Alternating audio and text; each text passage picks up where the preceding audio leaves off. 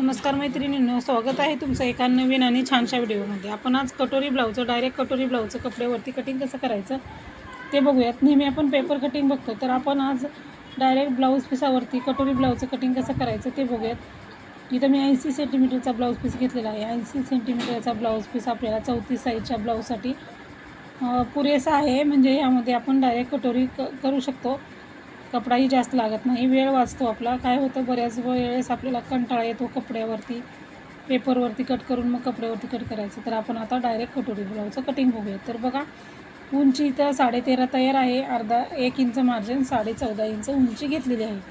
म्हणजे आपण उंचीमध्ये 1 इंच मिक्स करतो। 13.5 उंची आहे तयार, 1 इंच मार्जिनसाठी 14.5 इंच उंची घेतलेली आहे। 14.5 इंच उंची घेतल्याच्या नंतर आता आपण सुरुवातीला पाठीमागचा भागाचं कटिंग करायचं आहे। 2.5 इंच गळारुंदी, 34 साईजच्या ब्लाऊजसाठी 2.5 इंच गळारुंदीचा पॉईंट आहे तो। त्याच्या पुढं आपण 3 इंच शोल्डर घ्यायचा आहे। म्हणजे तयार शोल्डर आपला 2.5 इंच आहे, घेताना आपण 3 इंच घेतलेला आहे। पाठीमागचा गळा बघा, इथं 8.5 इंच घेतलेला आहे आणि खालीही 2.5 इंच गळारुंदीचं मार्किंग करून मग 2.5 इंचाचा बॉक्स तयार करायचा, जेणेकरून खाली वरी कमी जास्त होणार नाही। आणि इथं गोल राऊंड देऊन घ्यायचा आहे। पाठीमागचा गळा गोल आहे आपला, साधा ब्लाऊज पीस आहे आपला हा 34 साईजचा। तर आता बघा, इथं मुंडा 6 इंच घ्यायचा आहे। मुंडा 6 इंच घेतलेला आहे। वरती 3 इंच शोल्डर घेतलं, तर इथंही आपलं 3 इंच शोल्डर बघून मार्किंग करायचं, म्हणजे कमी जास्त होत नाही, माप बरोबर येतं। म्हणजे ब्लाऊज आपला कुठंही झोळ पडत नाही, कमी जास्त होत नाही। आता छातीचा चौथा भाग शिलाई मार्जिन मिक्स करायचा आहे त्यामध्ये। 8.5 इंच छातीचा चौथा भाग, 1.5 इंच शिलाई मार्जिन घेतलेला आहे। आता खालच्या साईडलाही सेम माप टाकायचं, म्हणजे छातीचा चौथा भाग 8.5 इंच, 1.5 इंच शिलाई मार्जिन आणि ते दोन्ही मार्किंग करून घ्यायचं आहे। आता आपल्याला मुंड्याचा आकार द्यायचा आहे। मुंडा आपला फक्त पाठीमागचा 1.5 इंचाचा, समोरचं घेते वेळेस आपण 1 इंचाचा घ्यायचा। हा आपला पाठीमागचा मुंडा आणि टक्स आहे पाठीमागचा 4 इंचाला, वरती 3.5 इंचाचा टक्सची उंची घ्यायची आहे। इकडे साईडला अर्धा, इकडल्या साईडला अर्धा, असं 1 इंचाचा टक्स घ्यायचा आहे।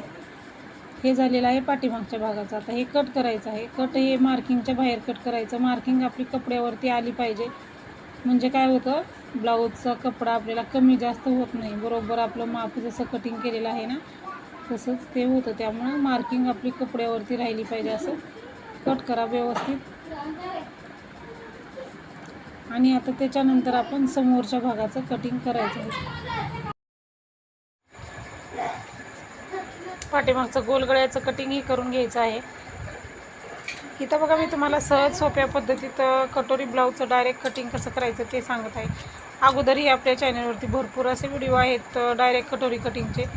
तो कपडा उरलेला आपण हुकलूक पट्टीसाठी वापरू शकतो। आता उरलेला ब्लाऊज पीस आहे, त्यावरती आपण आता इथं बंद बाजू असली किंवा नसली तरीही चालतं, फक्त पाठीमागचा भाग आपल्याला बंद बाजूवरती काढायचा असतो, कारण अखंड गळा निघतो आपला। आता इथं आपण समोरच्या भागाचं कटिंग करत आहोत, त्यामुळे इथं तुमचा बंद बाजू असेल किंवा खुली बाजू असली ब्लाऊज पीसाची तरीही चालतं, काही फरक पडत नाही। कशीही बाजू असली तरी चालते। त्यामुळं आपण इथं आता सुरुवातीला डायरेक्ट कटोरी वाढवणार आहोत ना, त्यामुळं आपण अलीकडच्या साईडला 1.5 इंच अंतर सोडून घ्यायचं आहे। उंची टाकायची आहे आणि उंचीच्या अलीकडे आपल्याला 1.5 इंच अंतर सोडायचं आहे। का तर ते आपण कटोरी वाढवण्यासाठी अंतर पाहिजे असतं आपलं, त्यासाठी। आता आपण काय करूयात, हे जे आपलं समोरच्या भागाचं कटिंग आहे तेच आपण मार्किंग करायचं आहे। पाठीमागच्या भागाचं कटिंग आहे ते बरोबर कपड्यावरती ठेवायचं आणि जसंच्या तसं मार्किंग करायचं। आणि कुठं मार्किंग करायचं, तर कपडा कुठं ठेवायचा आपला, तर 1.5 इंच अंतर सोडलेलं आहे ना त्याच्या पुढे, कारण हे 1.5 इंच अंतर आपल्याला कंपल्सरी सोडावंच लागतं। 40च्या पुढच्या ब्लाऊजसाठी 2 इंच, 40च्या आतल्या ब्लाऊजसाठी 1.5 इंच हे अंतर सोडलेल्याच्या पुढं आपण जसं तसं पाठीमागचं माप काढून घेतलेलं आहे। खालच्या साईडला आपण पट्टीनं क्लिअर केलेलं आहे। आणि आता गळारुंदीचं मार्किंग, हे 1.5 इंचाचं मार्किंग केलं, हे गळारुंदीचं मार्किंग, हे शोल्डरचं मार्किंग। पाठीमागचा मुंडा जशाच तसा आपण मार्किंग करून घेऊयात। समोरचा गळा आपण मार्किंग करायचा नाही, पाठीमागचा गळा मार्किंग नाही करायचा, हे आपण साईडला काढून घेऊयात। आणि आता आपण काय करायचं आहे, समोरील गळा किती आहे आपल्या ब्लाऊजचा तो घ्यायचा आहे. त्याच्या अगोदर मुंडा घेऊयात. मुंडा 6 इंच आहे आपला आणि 1.5 इंच पाठीमागच्या मुंड्याचं मार्किंग केलेलं. तर आपण आता 1 इंच घेऊन असा गोलाकार देऊन घ्यायचा आहे. म्हणजे पाठीमागचा मुंडा आपला कितीचा होता, 1.5चा, समोरचा 1 इंचाचा. अशा पद्धतीनं दोन्ही मुंड्याचे मार्किंग झालेले आहे. 1 इंचाचा इथं आपण मुंडा घेतलेला आहे. तर बघा आता इथं समोरील गळा घेऊयात. आता आपण समोरचा गळा तयार 5.5 आहे. अर्धा इंच मार्जिन 6 इंच घेतलेला आहे. तर तुमच्या ब्लाऊजच्या आवडीनुसार कमी जास्त इथं गळा घेऊ शकता, पण 6 इंच गळा भरपूर बरोबर होतो. म्हणजे खाली येत नाही जास्त, वरती जात नाही. परफेक्ट ब्लाऊज आपला अंगामध्ये बसतो. त्यामुळं 5.5 तयार आहे. अर्धा इंच मार्जिन, 6 इंच गळा घेतलेला आहे. आता मुंडा झालेला आहे, समोरील गळा झालेला आहे, छाती चौथा भाग शिलाई मार्जिन झालेला आहे आपलं. ते शिलाई मार्जिनचं मार्किंग केलेलं आहे तुमच्या लक्षात येण्यासाठी परफेक्ट. आता आपल्याला कटोरी वाढवायची आहे डायरेक्ट. तर कटोरी वाढवताना ह्यामध्ये योगपट्टी निघत नाही. योगपट्टी आपली दुसरी काढायची, म्हणजेच क्रॉसपट्टी दुसरी काढून घ्यायची. तर आता सुरुवातीला कटोरी वाढवताना 2-2 इंच घ्यायचं. म्हणजे फिटिंगच्या साईडला 2 इंच आणि जे 1.5 इंच अंतर वाढवलेलं आहे आपण तिथपासून आपल्याला 2 इंचाचा, आता मी जसं दाखवते व्हिडिओमध्ये त्याप्रमाणे बॉक्स तयार करायचा 2 इंचाचा. त्याच्यावरती परत एकदा 2 इंच घ्यायचं. डबल 2 घ्यायचं आहे. अगोदर 2 इंच घेतलं, बॉक्स तयार केला, त्याच्यानंतर आपण 2 इंच घेतलं आणि घेतलेलं आहे. आता ते 2 इंच आणि समोरील गळा हे क्रॉसमध्ये जोडून घ्यायचं आहे. म्हणजे इथं आपण कटोरी तयार करत आहोत. कटोरी वाढवताना ज्याप्रमाणे आपण घेतो त्याप्रमाणे इथं आपण घेतलेलं आहे. आणि आता आपल्याला काय करायचं आहे, कटोरी राऊंड टाकायचा आहे. तर 34 साईजच्या ब्लाऊजसाठी कटोरी राऊंड 7.5 इंच येतो. कटोरी राऊंड कुठून टाकायचा, तर जे 2 इंच वरती घेतलं त्या 2 इंचापासून सरळ जे 2 इंचाचा बॉक्स तयार केलेला तिथं आपल्याला कटोरी राऊंड टाकायचा आहे. आणि कटोरी राऊंडची अशी रेष आखून घ्यायची आहे. मार्किंग करायचं आहे 7.5ला आणि 7.5चा मध्ये काढायचा आहे. मध्ये काढलेला आहे त्याच ठिकाणी खाली बरोबर 2 इंच घ्यायचं आहे. आणि 2 इंच घेतल्यानंतर हे दोन्ही पॉईंट जोडून घ्यायचे. म्हणजे हे कटोरीचं आपण तयार करत आहोत. खालची बाजू पण कटोरीची तयार झाली. आता आपल्याला गोल राऊंड कटोरीला देण्यासाठी 1 इंचाचा जो मुंडा आहे आपला 1 इंचापासून तिथून खाली 2.5 इंचाला एक मार्किंग करायचं. समोरच्या गळ्याला 1 इंच घ्यायचं आणि हे पॉईंट आहेत ते जोडून घ्यायचे आहेत आपल्याला अशा पद्धतीने. कटोरी लांबट दिसते इथं, पण काय होतं माहिती आहे का, कटोरी लांबट दिसते तुम्हाला, पण मापामध्ये एवढी परफेक्ट कटोरी बसते की ब्लाऊज आपण कितीही परफेक्ट कटोरी वाढवली तरीही इतका परफेक्ट बसत नाही. पण डायरेक्ट कटोरी वाढवल्यामुळं काय होतं, जेवढी आपल्याला साईजला पुरेशी कटोरी आहे तेवढीच कटोरी तयार होते, ना कमी ना जास्त. तर एकदा तुम्ही असं नक्की ट्राय करा आणि मला नक्की सांगा तर तुम्हाला कसा वाटला हा व्हिडिओ. आता आपण हे जे मार्किंग केलेलं आहे ते कट करून घेऊयात. कट करायचं आहे आता आपल्याला. कट कसं करायचं, अगोदर ते सरळ व्यवस्थित समजण्यासाठी ते कट केलेलं आहे. जसं कटोरीचं मार्किंग आहे ना तसं कट करायचं. म्हणजे आपण जसं मार्किंग करत आलो तेच कट करायचं. ते 2-2 इंच अंतर आपल्याला क्रॉसपट्टीला लागत असताना ते कट करून सोडायचं. म्हणजे साईड पट्टीमध्ये ते अंतर घ्यायचं नाही. 2 इंच जर मार्किंग केलेला आहे तो भाग आपल्याला लागत नाही, तो भाग घ्यायचा नाही. इथं 1 इंचाचा मुंडा कट करायचा, 1.5 इंचाचा मुंडा पाठीमागचा, समोरचा मुंडा 1 इंचाचा असं कट करून घ्यायचं.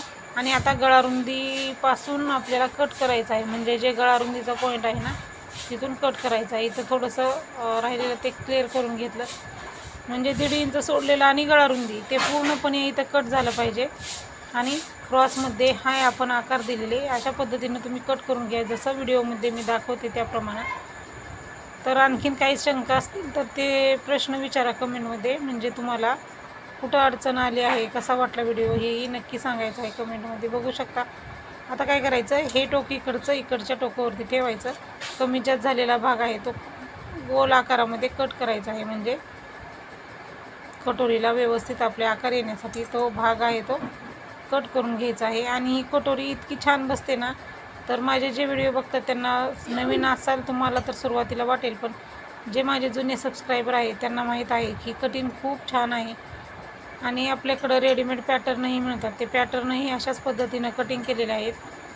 तर तुम्ही नक्की एकदा ट्राय करा. 84 32 90 42 87 या व्हॉट्सअप नंबरवरती संपर्क साधा. म्हणजे तुम्हाला पूर्ण माहिती तिथं मिळून जाईल.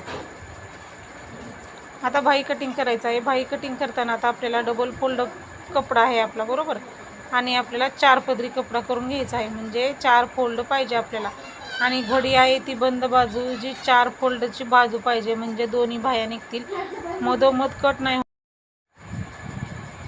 आता बघा 4 फोल्ड केलेले आहेत, 4 बाजू, 4 म्हणजे 4 पदरी घडी घालायची आणि बंद बाजू आहे ती 4 पदरी पूर्ण पाहिजे.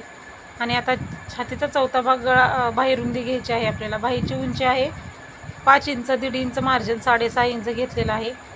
आणि बघा आता आपल्याला वरतीही 6.5 इंचालाच मार्किंग करून घ्यायचं, कमी जास्त आहे ते सरळ करून घ्यायचं आहे ते. आणि बघा आता आपल्याला बाहीची रुंदी किती घेतली, छातीचा चौथा भाग 8.5 इंचचीच आपण घडी घातलेली आहे. कॅप हाईट घेतली 2.5 इंच, जिथं 2.5 इंच घेतलेलं आहे तिथं खाली बरोबर 2 इंच घेतलं. परत आपण इकडच्या साईडला 2 इंचाला आणि 1 इंचाला मार्किंग केले, म्हणजे 2 मार्किंग केले.